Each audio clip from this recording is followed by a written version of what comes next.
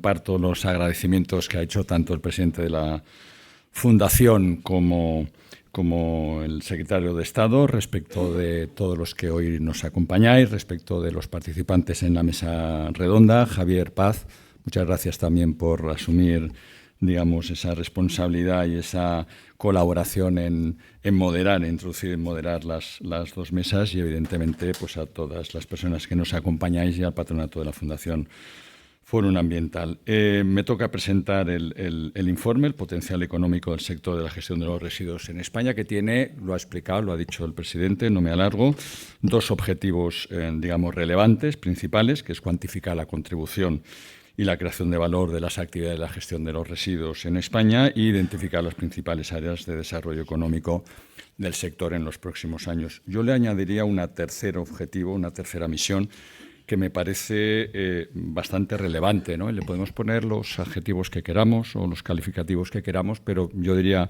una puesta en valor, una visibilización, una autoestima, un acto de proclamación de que lo que hacemos no solamente es importante, sino que genera unas externalidades de primer nivel. Estamos acostumbrados a que la gestión de residuos aparezca muchas veces en la página de los sucesos de los medios de comunicación y, sin embargo, hay datos y hay hechos y hay gestión diaria que no solamente contradecirían eso, sino que realmente significa, ¿no?, una aportación y un valor y una generación de riqueza, que es la que este documento pretende explicar o que va a explicar.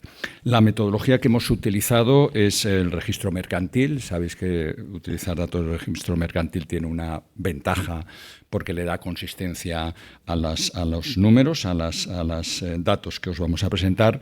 Tiene el inconveniente, evidentemente, que tiene una cierta antigüedad, ¿no?, poder disponer de esos datos. Nos hemos manejado con datos del 22, datos del 23 respecto del valor agregado bruto respecto de la facturación, con lo cual yo creo que la foto que vamos a presentar y que os voy a presentar es bastante fidedigna de cuál es la situación del sector. Lo que veréis ahora en esta presentación es una cosa muy resumida de lo que yo hablaré. Lo que podréis acceder esta tarde a través de la web de la Fundación es el informe ejecutivo, con toda la información que yo voy a presentar y más información que no me dará tiempo, más allá de que podamos enviar a los inscritos el informe completo.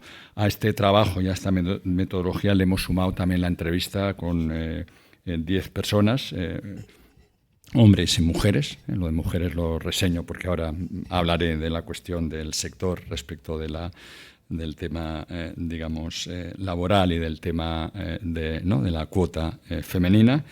Y ellos nos han ayudado, digamos, y han hecho esta contribución sobre todo a fijar cuáles son esos aspectos más cualitativos del estudio. Aquí tenéis la generación de residuos. Estamos trabajando en el escenario de estos 115 millones de toneladas. Es verdad que en los últimos datos publicados recientemente por el Ministerio, por el MITER, ya situamos esa cifra en 110 millones de toneladas, lo cual es una buena noticia, a la cual me referiré más adelante. Y esta es la tipología de residuos en función tanto de su generación como del porcentaje que representan sobre ese total, donde vemos que la construcción y demolición, los residuos, tiene este 32%, le sigue todo lo que tiene que ver con el ciclo del agua, un 23%, execuo, ¿no? A la par estarían los residuos domiciliarios o municipales con estos 22,7 millones de toneladas, y la industria de servicios también con ese 20%, y por último tendríamos la agricultura, ganadería con ese 6,3%. Aquí empezamos ya a entrar en temas de más calado, ¿no? Y realmente yo, cuando vi estas cifras o cuando llegamos a estas cifras después del trabajo, me quedé sorprendido, nos quedamos sorprendidos porque realmente aquí las tenéis, ¿no? ¿Qué factura el sector?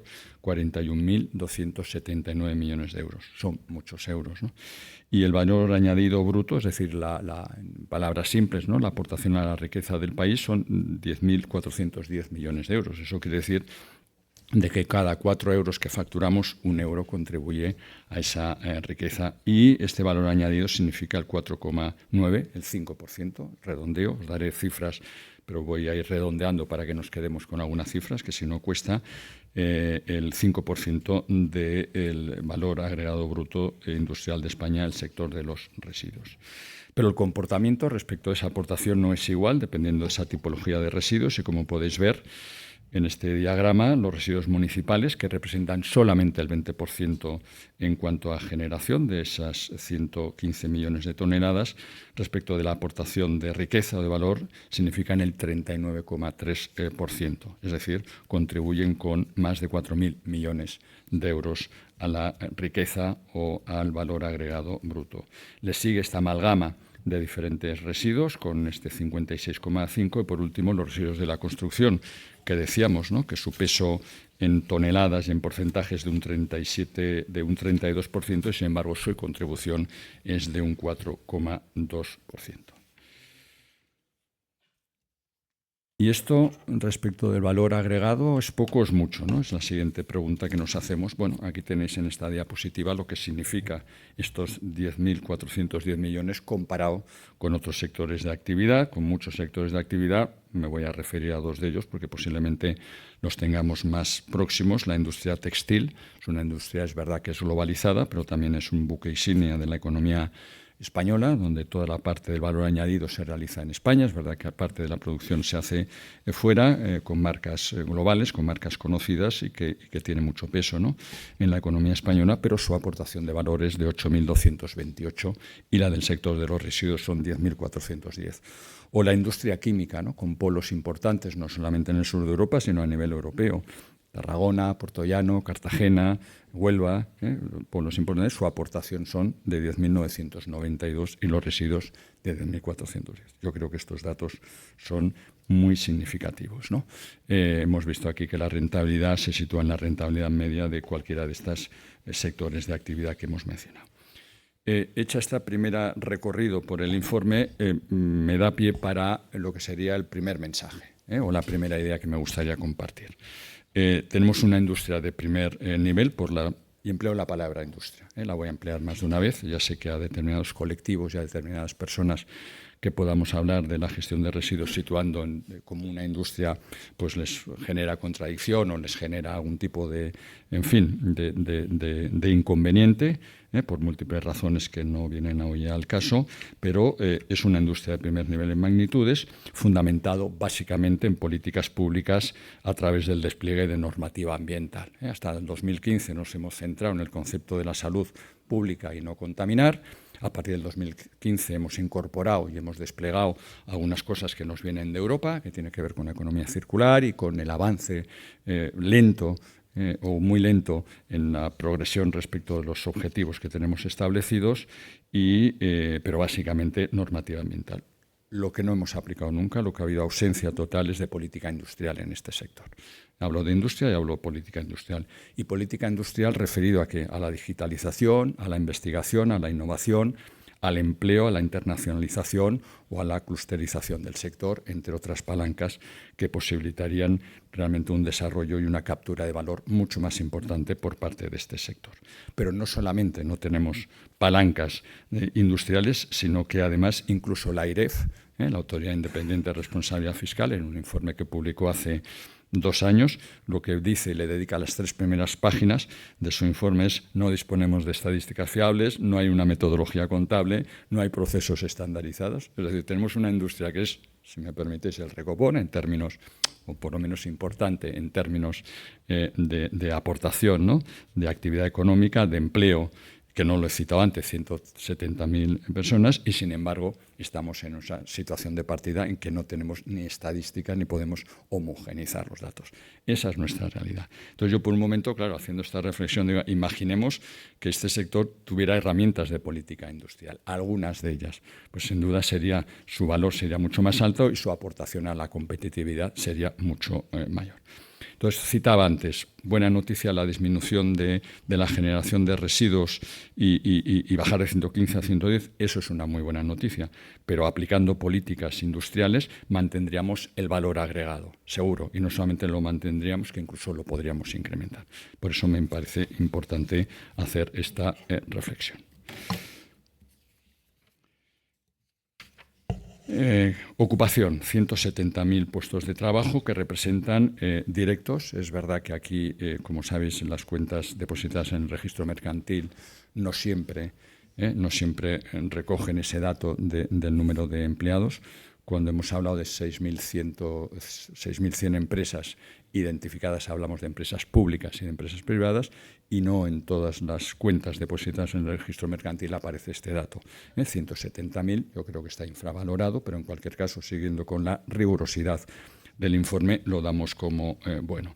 Representa, como decía, el 7,1% de la ocupación industrial de España. El sector contribuye al 4,9% del valor agregado bruto de la industria, y está claro que en la medida en que vayamos progresando en los objetivos normativos y las actividades, digamos, que tienen que ver con abrazar la economía circular, esta ocupación crecerá y, como sabemos, es una actividad local y que no es deslocalizable.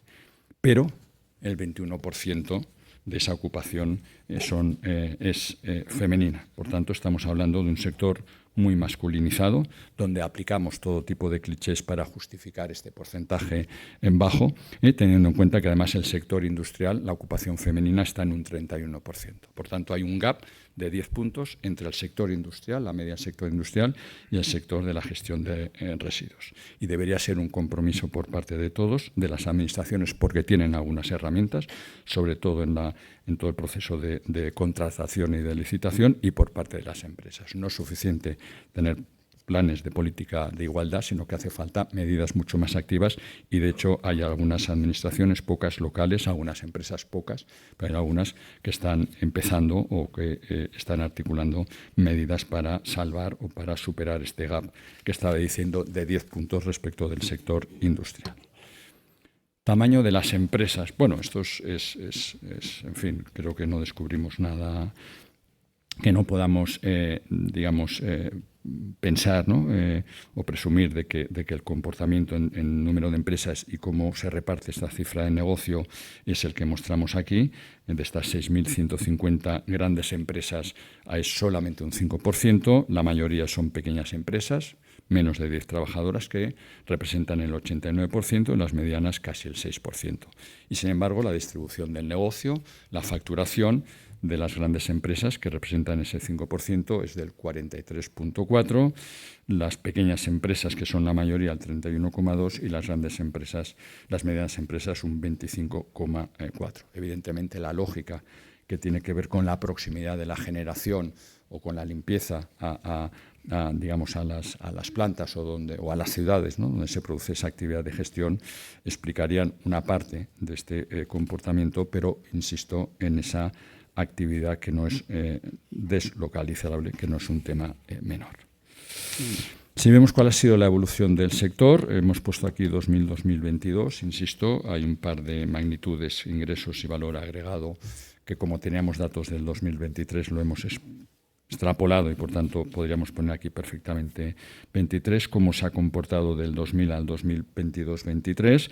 Los ingresos de explotación han crecido 3,2 veces, el VAP se ha multiplicado por 2,3 veces en el periodo 2000-2022 y la ocupación por 2,1. Y sobre todo, fijaros en estos dientes de sierra, de alguna manera, cómo crece estas curvas, se produce un avance significativo 2015 y 2022. Y ese avance significativo pues tiene que ver, evidentemente, con el despliegue normativo y con salir, ¿no?, de ese perímetro en el que hemos desarrollado habitualmente en la actividad y al que me he referido anteriormente. Áreas de desarrollo económico de la gestión de residuos municipales. Aquí hago un cambio, el informe hace un cambio de rasante y habla de residuos municipales. Cuando todos los datos y magnitudes que he presentado hablan del conjunto de los residuos. ¿Y por qué residuos municipales? Bueno, básicamente por 3 razones. 2 las tenéis apuntadas aquí, porque a pesar de que representan el 20% en generación, significan esa contribución del 39% de valor añadido bruto, porque por tipología de residuos son las que generan con carácter intensivo mayor ocupación, mayor empleo, y porque hay un dato que es clave de los residuos municipales, que es la capacidad, y lo decía el secretario de Estado en su intervención, capacidad de actuar sobre el consumo de los ciudadanos y también los residuos, ¿no? Y la gestión de los residuos municipales evoluciona a través de la economía circular, reduciendo el consumo de materias primeras y contribuyendo también a los objetivos climáticos. Por esas razones nos hemos centrado en esa segunda parte del estudio en los residuos municipales. Cumplimiento de objetivos, no me voy a extender, creo que toda la sala, todos vosotros y vosotras sois conscientes de cuáles son los datos. Objetivo de recogida separada 50, estamos en el 25, estábamos en el 25, reciclaje 65, estamos en el 39, pero si aplicamos la metodología del 2027 con los datos que tenemos ahora y no contabilizamos el bioestabilizado, el dato real hoy de reciclaje con esa metodología del 27 está en un 24% y no está en un 39%. Por tanto, ojo al dato. Vertido tenemos que ir al 10% en el 35 y estamos en la mitad de lo que generamos va al vertedero y la prevención, bueno, pues estamos donde estamos. Esto me lleva a un tercer mensaje, una tercera idea que me gustaría compartir con todos vosotros y vosotras, y es que tenemos una brecha de proporciones, iba a decir bíblicas, suena un poco, en fin, apologético, ¿no? Emplear la palabra bíblica, me quedo con proporciones colosales, ¿no? Esta brecha. Y eso me lleva a afirmar, y me gustaría que estuviera el secretario de Estado, ya se lo he dicho allí, que en el 2030 no cumpliremos los objetivos. Luego hablaremos en el 2035, en el 2030 no cumpliremos los objetivos. Tenemos instrumentos legales que son débiles, tenemos instrumentos económicos que son insuficientes y los recursos destinados por las administraciones competentes son escasos. Las administraciones locales, él hablaba de las administraciones locales, las autonómicas ni digamos, pero es que la administración central, en lo que tiene que ver con recursos incluso humanos para desplegar la normativa que tenemos que desplegar o para aplicar la normativa que tenemos que estar aplicando, son realmente dantescos, o son muy menores respecto de la necesidad que tenemos, ¿no? Y con esto puedo afirmar que en el 2030 no cumpliremos y por las razones que expondré más adelante también puedo afirmar con un poco más de prudencia, pero con la misma vehemencia que en mi opinión en el 2035 tampoco cumpliremos los objetivos. Soy una persona bastante optimista, tengo que decir, pero hoy no puedo, digamos, sumarme a ese optimismo porque realmente podría dar a confusión respecto de cómo veo las cosas y cómo me temo que serán las cosas. Principales áreas de desarrollo, aquí en la presentación simplemente vienen enunciadas, en el informe las tenéis descritas, cada una de ellas, en la recogida de residuos, todo lo que tiene que ver con recogidas separadas de alta eficiencia, recogida masiva de bioresiduos, nuevos flujos de residuos que deberían tener incorporado un SCRAP, un sistema de responsabilidad colectiva, los nuevos modelos de recogida individualizados, mecanismos de pago por generación. Temas de infraestructuras, digamos que está la casa por hacer, salvo en algunas comunidades, está la casa por hacer. Adaptación y modernización de las plantas de TMB, construcción de nuevas plantas de reciclaje o creación de una red de centros para la preparación para la reutilización serían, digamos, los ejes de la política de gestión de residuos en línea de esa convergencia hacia esos objetivos. La aplicación de la innovación tecnológica en todo lo que tiene que ver en los componentes de la industria 4.0, digitalización, sensorización, aplicación de tecnología blockchain y no me voy a detener porque no tengo tiempo, pero el desarrollo del reciclaje químico, que es fundamental, sobre todo en dos fracciones críticas, que son los plásticos y los textiles. Nuevas actividades y me olvidaba también tecnología de captura y valorización de gases, no solamente de CO2. Nuevas actividades, que serían nuevos scraps, nuevos sistemas de responsabilidad ampliada del productor y la creación de los esquemas de recuperación de depósito, devolución y retorno, también sería una de las, digamos, actividades o una de las cosas que de manera lenta, y visto los datos parece que vamos a ir implantando, esperemos que el que tiene que ver con los envases de un solo uso solamente sea el primero de una larga lista que venga a continuación y luego pues todo lo que tiene que ver con la evolución de la cadena de valor para impulsar nuevos modelos de negocio circulares y el ecodiseño.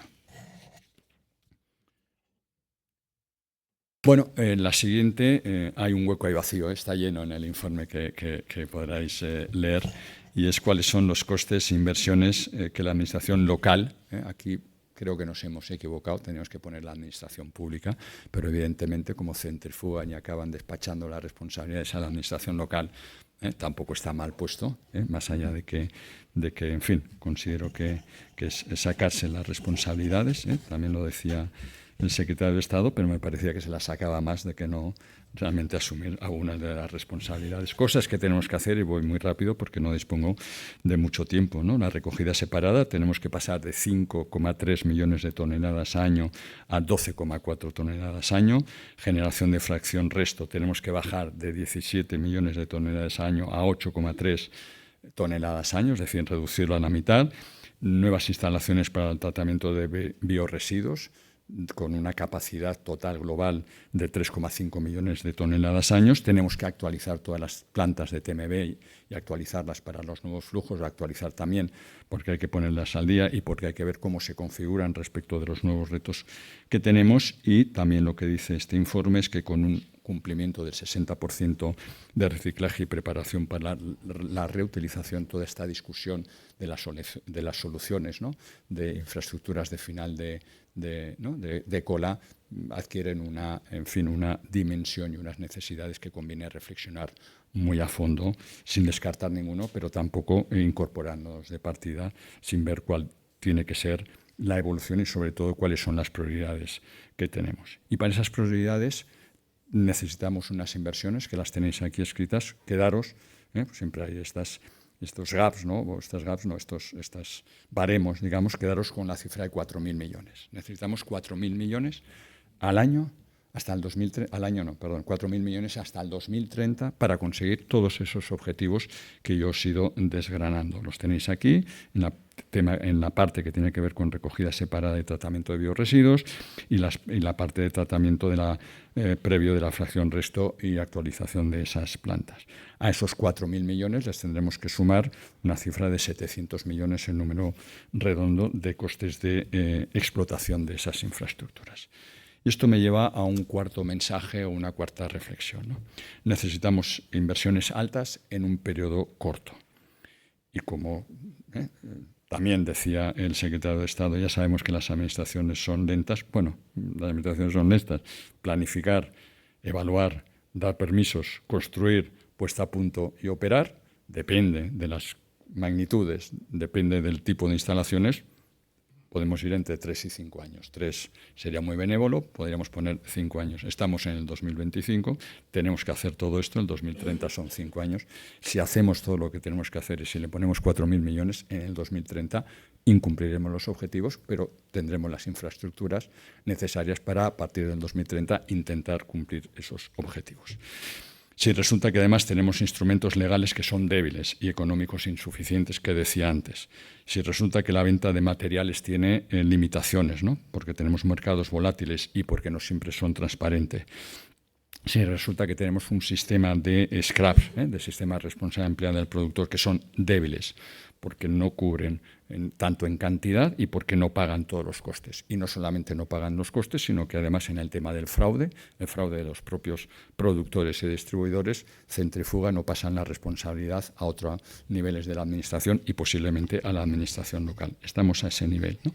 Y en cualquier caso, también los impuestos de vertido y de incineración son bajos, no son progresivos y están desacoplados del cumplimiento de objetivos. Pagas lo mismo cumpliendo objetivos que no cumpliendo objetivos, lo cual no parece demasiado razonable. Y nos lo jugamos en buena parte a la tasa justa de la que el secretario hacía una buena reflexión respecto del comportamiento de los ciudadanos.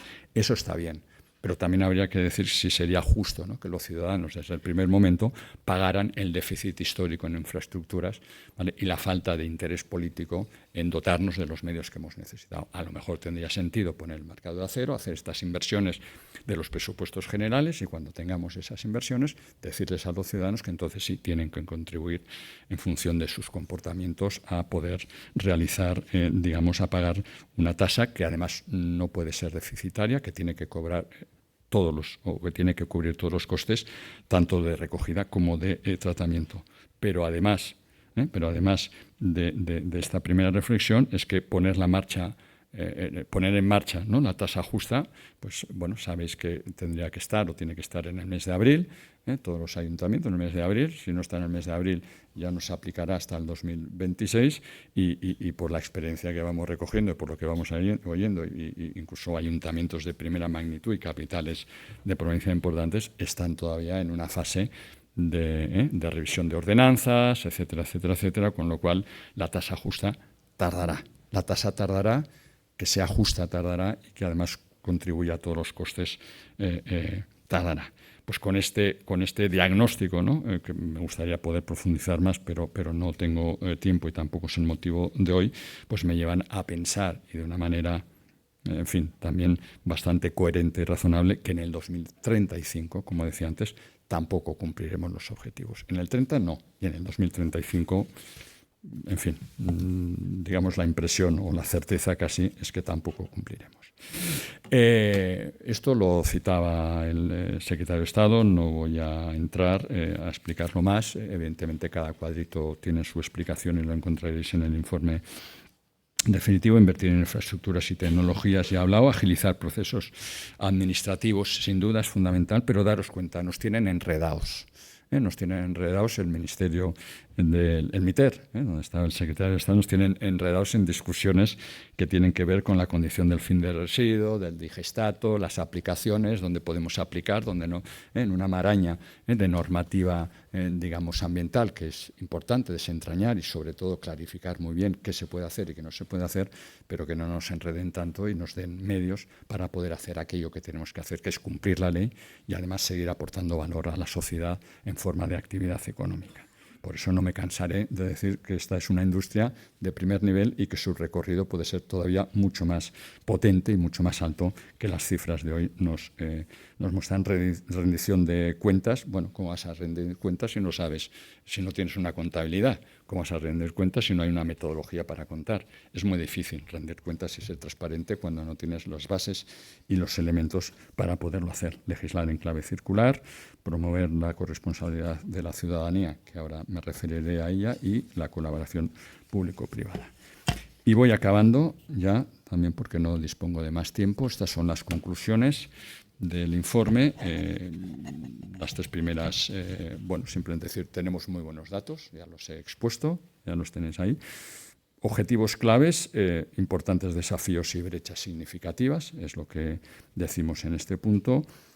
Ampliando capacidades y escalando en el cumplimiento de objetivos y maximizando las operaciones de captura de valor a través de las oportunidades que nos ofrece la economía circular. Son dos elementos, ¿no?, dos claves, dos direcciones que nos van a permitir a seguir incrementando esta aportación de valor y, como él decía también, la transparencia por parte de las administraciones públicas. Y con eso me da para la última ya de las ideas o reflexiones que me gustaría compartir con todas vosotras y con todos vosotros. Y esta última reflexión tiene 4, pero son cortas y van rápidas. Corresponsabilización ciudadana, sí, pero hay que ser transparentes. Y no lo somos, o el sector no lo es, y tenemos que explicar a los ciudadanos qué hacemos con los impuestos y con las tasas y cómo lo invertimos y dónde lo invertimos. Fomentar la colaboración público y privada, sin duda, con el liderazgo del sector público.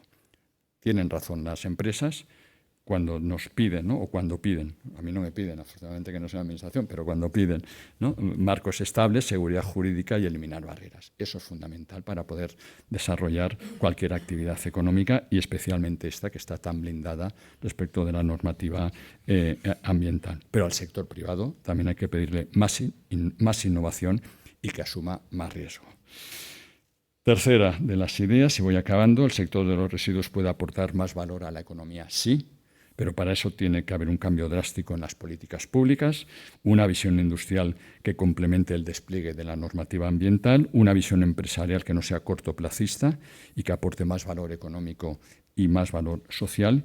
Y la última de los mensajes no es mío, es de la Comisión Europea, que dice que hasta el año 2050 la eficiencia energética y las energías renovables solo podrán mitigar una parte de los gases de efecto invernadero. El resto vendrá, aparte de la adopción de algunas tecnologías más limpias, a través de la economía circular. Y la contribución de la gestión de residuos a la economía circular es clave, es crítica, y realmente esa contribución y esa colaboración y ese desempeño del trabajo y del desarrollo económico es fundamental, no solamente para cumplir esos objetivos, sino para contribuir también a la mitigación de las emisiones de CO2 y, por tanto, a los objetivos de descarbonización de la economía.